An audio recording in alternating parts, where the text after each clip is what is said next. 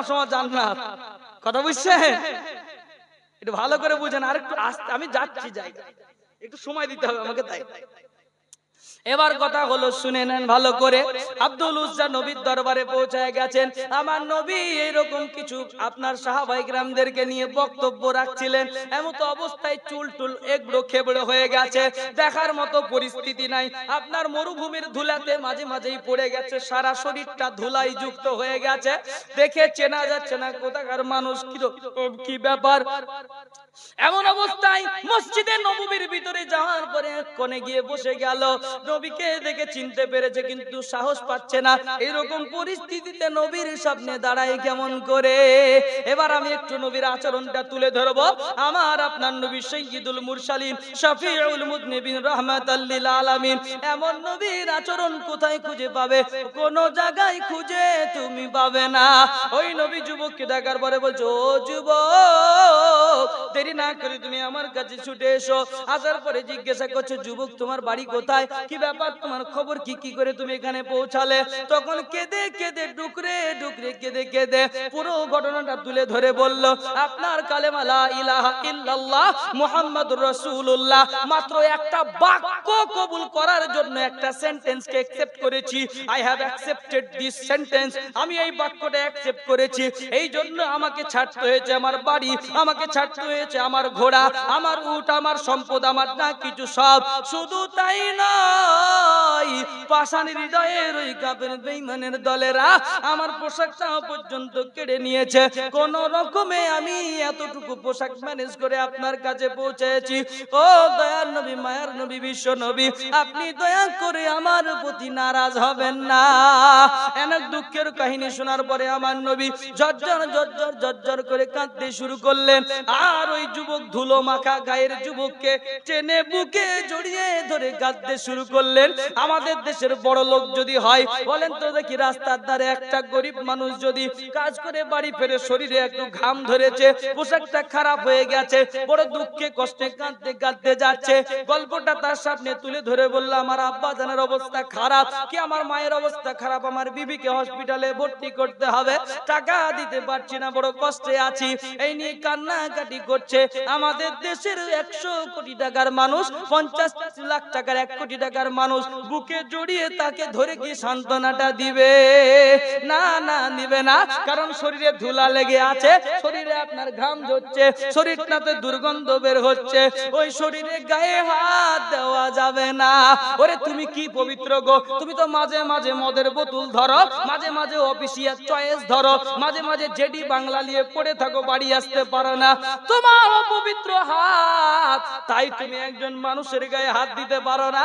আমার নবীর পবিত্র হাত, যে হাত কোনোদিন গুনাহ করে নাই, যে হাত কোনোদিন মদের বোতলে হাত দেয় নাই, যে হাত কোনোদিন সুদ খায় নাই, যে হাত কোনোদিন খারাপ কাজে ব্যবহার হয় নাই, যে চোখ কোনোদিন নোংরা কাজে ব্যবহার হয় নাই, এমন একজন দামি মানুষ, দামি নবীর হাতটা যদি একজন গরিবকে জড়িয়ে নিতে পারে, তখনও কিন্তু আপনার নবীর সামনে কালেমা প্রকাশ করে মুসলমান হয়েছে, কিন্তু ধনী তো নয়, জায়গা জামা কাপড়ে এখনো পরিস্থিতি খুব খারাপ, তারপরে আমার নবী জড়িয়ে ধরলেন, ঘৃণা কিন্তু করলেন না। এই হলো নবীর চরিত্র। এরপরে বলছো, ও আমার সাহাবারা, তোমরা যারা বসে আছো, যুবকের কথা কি তোমরা শুনেছো নাকি? বলে জি হ্যাঁ। বলে তোমরা তাহলে এক কাজ করো, কে এমন আছো বলো, তাড়াতাড়ি করে একটা লুঙ্গির ব্যবস্থা করে দেবে। চট করে হাত তুলে বলে, আমার 2টা ছিল, একটা আমি দেবো। বলে তোমাদের মধ্যে কে আছে বলে একটু খেজুরের ব্যবস্থা করবে। দেরি হয় নাই, হাত তুলে বলল, অবস্থা আমার হয়ে যাবে। আরেকজন বলছে আমি গেঞ্জির ব্যবস্থা করে দেব, আরেকজন বলে আমি অন্য খাবারের ব্যবস্থা করে দেব। সবাই মিলে আব্দুল উজ্জার দাওয়াত দিয়ে দিল। আব্দুল উজ্জার নামটা জিজ্ঞাসা করা হলো, ও যুবক তোমার নাম কি বলো? যুবক তখন বলছি, ইয়া রাসূলুল্লাহ, ইয়া হাবিবাল্লাহ, নবী গো, আমার নাম হলো আব্দুল উজ্জা।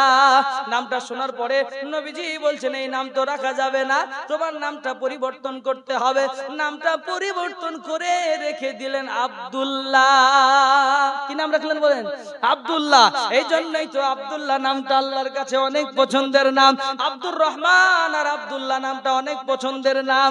আমাদের দেশে যদি দুজনার নাম, একটা ছেলের নাম যদি আব্দুল্লাহ থাকে, আর একজন আর আব্দুল্লাহ রাখবে না, রাখবে? কারণ পাড়াতে তো আছে, আমি কেন রাখতে যাব? এইভাবে হয় না। আরবে চলে যান, মক্কায় চলে যান, মদিনায় চলে যান, দেখবেন কত ঘরে ঘরে পাড়ায় পাড়ায় আব্দুল্লাহ, শুধু বাপের নামে পরিচয় হবে আব্দুল্লাহ বিন আব্দুল, আব্দুল্লাহ বিন আবু বকর, আব্দুল্লাহ বিন উমর ফারুক, এরকম করে যার যার নাম আছে বাপের নামে পরিচয় হবে। কিন্তু প্রায় বেটার নাম আব্দুল্লাহ, প্রায় ছেলের নাম আব্দুর রহমান। কারণ আমরা ওই নামগুলো যদি পাড়াতে কারো থাকে আমরা আর রাখতে চাই না। না, আমরা অনেকে এখন বলছে হুজুর একটু ছোট্ট নাম খুঁজে দিবেন, ফোন করে মাঝে মাঝে, একবারে ছোট্ট নাম, একবারে হেভি স্টাইলিশ নাম। ছোট্ট নাম মানে হেভি স্টাইলিশ, অল্পর মধ্যে বলতে পারবো আর স্টাইলও লাগবে শুনে, যেন আমার মেয়ের নাম শুনেই যেন স্টাইল বলা হয়। বুঝতে পারলেন না কথা? কোয়ালিটির নাম রাখতে হবে। এমন স্টাইলের নাম রেখেছে যে নামে মানে নাম শুনেই যেন আলাদা একটা আকর্ষণ তৈরি হয়ে যায়। এই জন্য নামের মধ্যে সৌন্দর্য স্টাইল খুঁজে বার করার চেষ্টা করছে। ফাতিমা বলে চলবে না, আয়েশা বলে চলবে না, খাদিজা বলে চলবে না, ব্যাকডেট নাম, ও নাম কি চলে নাকি? অথচ সারা পৃথিবীর শ্রেষ্ঠ মহিলা যাদের জন্য জান্নাত রেডি হয়ে আছে, যাদের জন্য জান্নাত অপেক্ষা করছে, ওয়েলকাম ওয়েলকাম ওয়েলকাম, তাদের নাম তোমার ভালো লাগে না। এই পরিবর্তন আমাদেরকে আনতে হবে। তো আপনার আব্দুল্লাহ নাম রাখার পরে নবীজি তাকে নিয়ে আসার পরে পাশে বসিয়ে নিয়ে এবার খেজুর আনা হলো।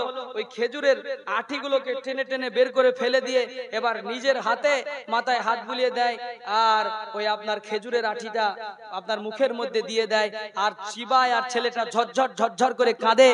আর তখন নবীজি বলছেন, ও আব্দুল্লাহ তুমি কাঁদছো কেন? কি ব্যাপার, তোমার কাঁদার কারণটা কি?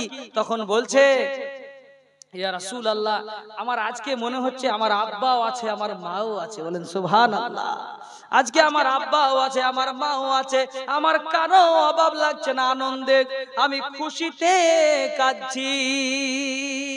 কি নবী পেয়েছি আমরা? বিশ্ব জগৎ ঘুরলে যার জোড়া মেলে না, পাওয়া যাবে নাকি এরকম নবী?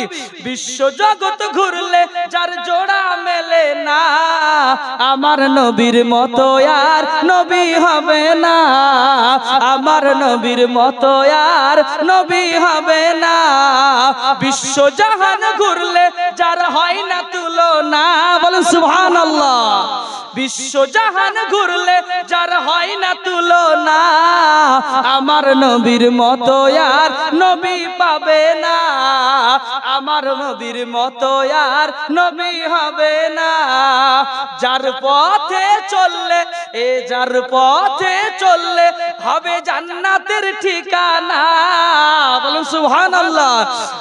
যার পথে চললে হবে জান্নাতের ঠিকানা, আমার নবীর মতো আর নবী হবে না, এমন নবীর মতো আর নবী পাবে না। বিশ্ব জগৎ ঘুরলে যার জোড়া মেলে না, বিশ্ব জগৎ ঘুরলে যার জোড়া মেলে না, আমার নবীর মতো আর নবী হবে না, আমার নবীর মতো আর নবী হবে না। এই গল্প শেষ করব, এই কাহিনীটা শেষ করে আমি কিছু কথা বলার আছে, ইনশাআল্লাহ আলোচনা রাখবো। এরপরে আব্দুল্লাহ রাত্রে বেলায় ঘুমিয়ে আছে, রাতের বেলায় মসজিদের ভিতরে জোরে জোরে কোরআন তিলাওয়াত করছে, খুব জোরে জোরে আওয়াজ করে করে কোরআন তিলাওয়াত করছে। আর কিছু সাহাবী ওই ভিতরে ঘুমিয়ে আছেন, বড় কষ্ট হচ্ছে। আসহাবে সুফা, নবীজির মাদ্রাসার নাম হচ্ছে আসহাবে সুফা। ওই মাদ্রাসায় যারা তালিবুল ইলম, যারা পড়াশোনা করত, তারা সাহাবী کرام তারা শুয়ে আছেন, আর উনি উঠে পড়াশোনা শুরু করে দিয়েছেন, জোরে জোরে কোরআন তিলাওয়াত করছে। এই জোরে জোরে কোরআন তিলাওয়াত করাটা কিছু সাহাবা একরামের কানে লাগার কারণে ঘুমের ব্যাঘাত ঘটছে, নামাজের সমস্যা হয়েছে। সকালবেলায় গিয়ে বলছে, ইয়া রাসূলুল্লাহ, আপনার কাছে একজন সাহাবী এসেছে, নতুন মুসলমান হয়েছে, ও খুব জোরে জোরে কোরআন পড়ছে, খুব জ্বালা হচ্ছে আমাদের, খুব অসুবিধা হচ্ছে। আমার নবী তখন বলছে, ও আমার সাহাবারা, তোমরা কিছুদিন পরে তাকে বলবে, এখন তোমরা কিছু তাকে বলো না। ওই এত বেশি দুঃখ পেয়েছে, এত বেশি কষ্ট পেয়েছে, ওর দুঃখ কষ্টের ভাগ তোমরা নিতে পারবে না, ওর দুঃখ কষ্টের ভাগ তোমরা নিতে পারবে না।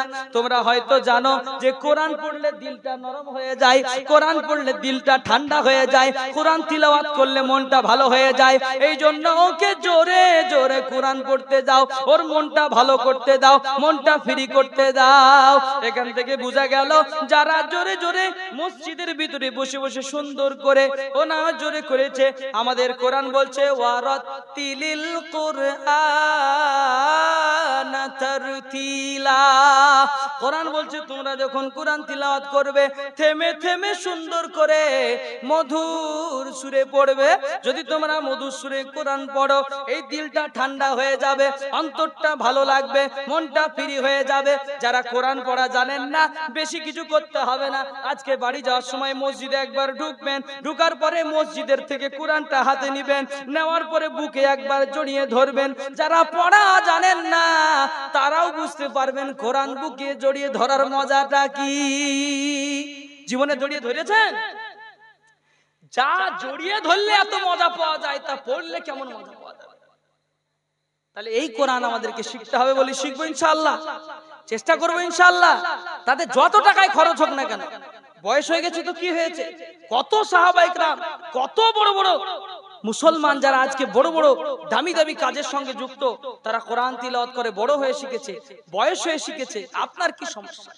হাফেজ সাহেবকে ধরুন, পাড়ার একটা তালিবুল ইলমকে ধরুন, মাদ্রাসা ছুটিতে রমজান মাসে থাকবে বলে তোমাকে আমরা 5 জন আছে, আমাদেরকে পড়াতেই হবে, টাকা তুমি যা নিবা তাই নাও, কিন্তু রেগুলার আমাদেরকে পড়িয়ে কোরআনটা আমাদেরকে রেডি করে দিতেই হবে। তাতে যা পয়সা লাগবে, আজকের জালসা তুলে যত বেশি আপনি লাভবান হবেন, তার চাইতে বেশি লাভবান হবেন ওই কাজটা করতে পারলে। কিন্তু এই কাজটাও অনেক ভালো।